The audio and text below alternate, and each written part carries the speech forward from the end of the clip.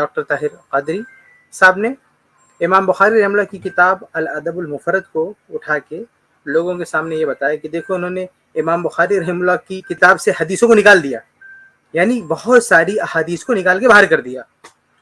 تو یہ الزام ایک شیخ البانی رحمہ اللہ پر ہے کہ انہوں نے سنن ابی داؤد کی حدیثوں کو نکال کے باہر کر دیا ضعیف بنا کے، سنن ترمذی سے حدیثوں کو نکال کے باہر کر دیا، الادب المفرد سے حدیثوں کو نکال کے باہر کر دیا۔ ایسے جو کام شیخ البانی رحمہ اللہ نے کیا ہے تو اس پر یہ الزام کہ انہوں نے ان کتابوں سے حدیثوں کو نکال کے باہر کر دیا۔ تو میرے بھائی اس کا جواب یہ ہے کہ شیخ البانی رحمہ اللہ نے کسی بھی کتاب کی کوئی ایک حدیث بھی نکال کے باہر نہیں کیا۔ سنن ابی داؤد جیسے تھی آج بھی ویسے ہے، اس میں ایک حرف بھی شیخ البانی رحمہ اللہ نے ادھر ادھر نہیں کیا۔ اسی طرح سے الادب المفرد جیسے تھی ویسے ہی ہے، شیخ البانی رحمہ اللہ نے ایک حرف بھی ادھر ادھر نہیں کیا۔ شیخ البانی رحمہ اللہ نے جو کیا ہے نا وہ اپنی کتاب میں کیا ہے۔ امام بخاری رحمہ اللہ کی کتاب ہے الادب المفرد، اب شیخ البانی رحمہ اللہ نے اس کتاب کو سامنے رکھ کے ایک اپنی کتاب تیار کی ہے۔ اپنی کتاب کیا تیار کی؟ اپنی کتاب یہ تیار کی کہ الادب المفرد میں جو صحیح حدیثیں ہیں شیخ البانی رحمہ اللہ کی نظر میں اس کو الگ لکھیں گے، اور جو ضعیف حدیث ہیں اس کو الگ لکھیں گے۔ تو یہ جو صحیح ہو الادب المفرد ہے اور یہ ضعیف الادب المفرد ہے، یہ امام بخاری رحمہ اللہ کی کتاب نہیں ہے کہ آپ یہ کہیں کہ امام بخاری رحمہ اللہ کی کتاب کو ادھر ادھر کر دی، یہ شیخ البانی رحمہ اللہ کی کتاب ہے۔ تو جب شیخ البانی رحمہ اللہ اپنی خود کی کتاب لکھ رہے ہیں تو اس میں ان کو یہ حق ہے کہ جس طرح چاہے لکھے۔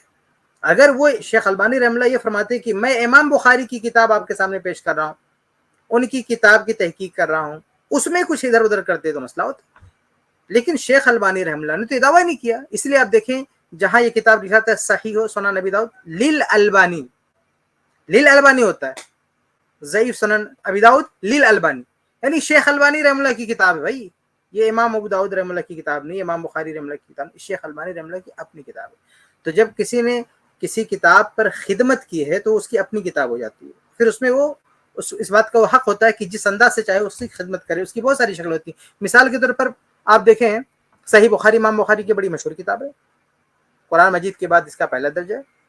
حافظ ابن حجر رحمہ اللہ نے فتح الباری نام کی شرح لکھی ہے صحیح بخاری کی۔ اب کیا کیا ابن حجر رحمہ اللہ نے، ایک حدیث ہے، اب اس کا باب امام بخاری رحمہ اللہ نے جو باب قائم کیا وہ نقل کرتے ہیں اور پھر بیچ میں لمبی چوڑی شرح کرتے ہیں، پھر سند آتی ہے تو ابن حجر رحمہ اللہ رک کے اس میں سند پہ بحث کرتے ہیں۔ تو اب کیا کوئی یہ کہہ سکتا ہے کہ ابن حجر رحمہ اللہ نے یہ کہ امام بخاری کی کتاب اتنی بڑا کتنا بڑا کر دیا، امام بخاری کے ابواب میں کیا چیزیں گھسا دیا، سند میں کیا چیز گھسا دیا، متن میں پتہ نہیں کیا کیا اس میں ڈال دیا۔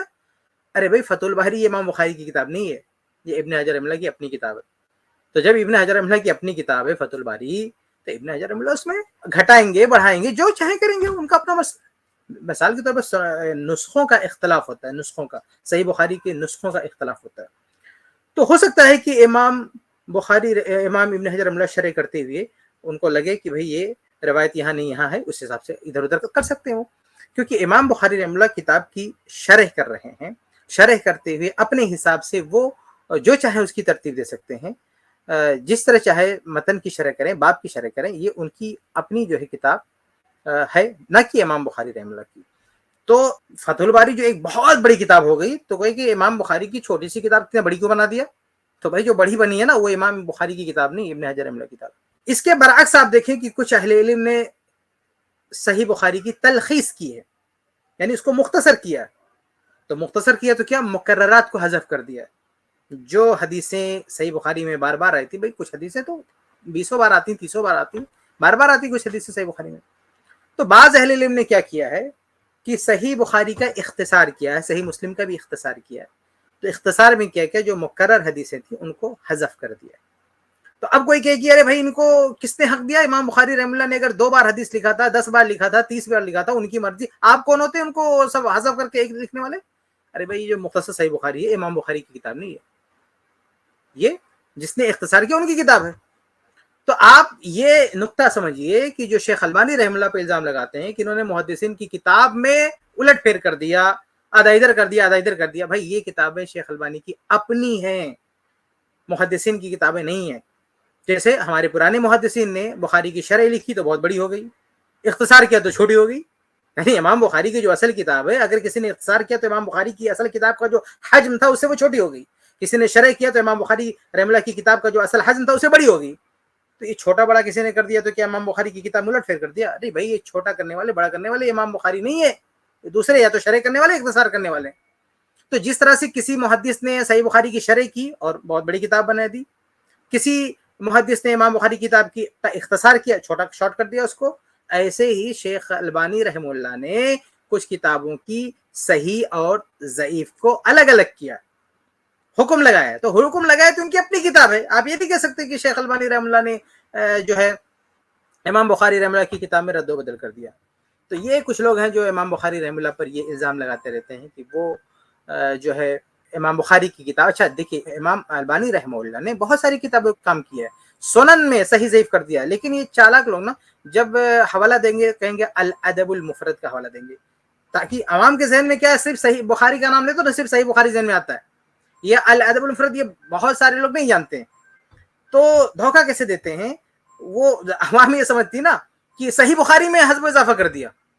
अभी मेरे पास एक बंदा आया सवाल करने के कई साल हो गए, उसने ये कहा कि डॉक्टर ताहिर अल क़दरी फरमाते हैं कि इमाम बुखारी की किताब सही बुखारी को शेख अलबानी ने 2 हिस्सों में बांट दिया, सही ज़ईफ।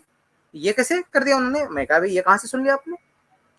तो मैंने जब वो क्लिप सुना तो पता चला कि वो सही बुखारी की बात नहीं हो रही, तो अल अदबुल मुफरद की बात हो रही है। फिर वहीं से मुझे पता चला कि ये बंदा अल अदबुल मुफरद को बतौर मिसाल क्यों दे रहा है, एग्जांपल में उस किताब को क्यों ले रहा है। ये तो सुनन अबी दाऊद भी ले सकता था, सुनन तिरमिज़ी भी ले सकता था, सुनन नसई भी ले सकता था, जो अल अदबुल मुफरद से बड़ी किताब है, लेकिन अल अदबुल मुफरद को बतौर मिसाल इसलिए ले रहा था कि आवाम का जहन चला जाए सही बुखारी की तरफ, और इससे कोई पकड़े तो ये कहे कि मैं तो भाई अल अदबुल मुफरद की बात कर रहा हूँ, सही बुखारी की बात मैंने कहाँ किया। तो ये कितने मक्कार लोग हैं, कितने बड़े मुदल्लिस हैं, किस तरह से आवाम के साथ खेलते हैं लोग, किस तरह से आवाम धोखा देते हैं। शेख अलबानी रहमुल्लाह कितनी अजीम खिदमत से फ़ायदा उठाने के बजाय जो है इस तरह से गलतफहमियां फैलाते हैं। तो ये एक एतराज़ था जो मैंने आपके सामने वाज़ेह किया। इस क्लिप की फुल वीडियो देखने के लिए हमारे चैनल पर जरूर आएं। iPlus TV ने एक नया YouTube चैनल शुरू किया है जिसका नाम है iPlus TV इख्तिलाफ का हल। इस चैनल पर सिर्फ इख्तिलाफी मसाइल पर वीडियोस आएगी, लेकिन दलाइल के साथ और भाईचारगी के साथ। आपको मैं दावत देता हूं कि आप भी हमारे इस चैनल को सब्सक्राइब करें, हमारी वीडियोस को शेयर करें और नोटिफिकेशन आइकन को ऑल सेलेक्ट करें ताकि आपको हमारी वीडियोस का नोटिफिकेशन मिल सके। जज़ाकल्लाहु खैर, वस्सलाम अलैकुम रहमतुल्लाह।